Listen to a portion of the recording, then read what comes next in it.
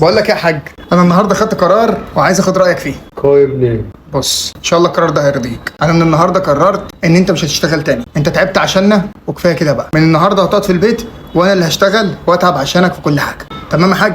على يوم تشكر يا ابني، كان نفسي فيها والله زمان. الله يخليك يا حاج. وانت وانا صغير لما كنت بعوز مصاصه بقول لك عايز مصاصه كنت بتجيب لي، عايز حليب كنت بتجيب لي، عايز بامبرز حفوضه كنت بتجيب لي. انا النهارده جاي اعوضك على كل حاجه جبتها لي زمان.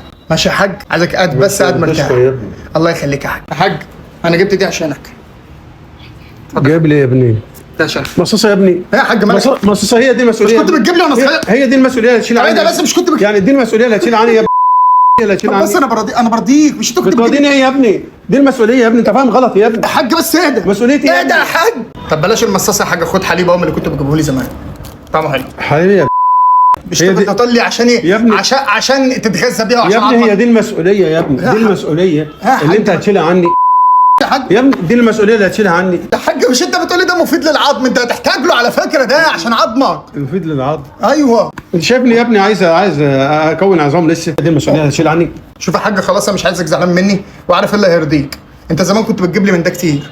انا جايب لك واحد اهو، ربنا قدرني ان شاء الله اجيب لك دسته زي ما كنت بتجيب لي. اتفضل يا حاج. بامبرز كمان. يا حاج بامبرز انا جاي ارضيك يا حاج. انا جاي ارضيك. بامبرز الحقوني يا جدعان. بامبرز جاي ارضيك. بامبرز. جاي ارضيك. هتشيل عني. طب يا حاج حقك عليا، مش عايزك زعلان مني. انا جبت دي عشانك، يا رب تعجبك باذن الله. يا ابني جبنا عربيه يا ابني. جبنا عربيه يا ابني.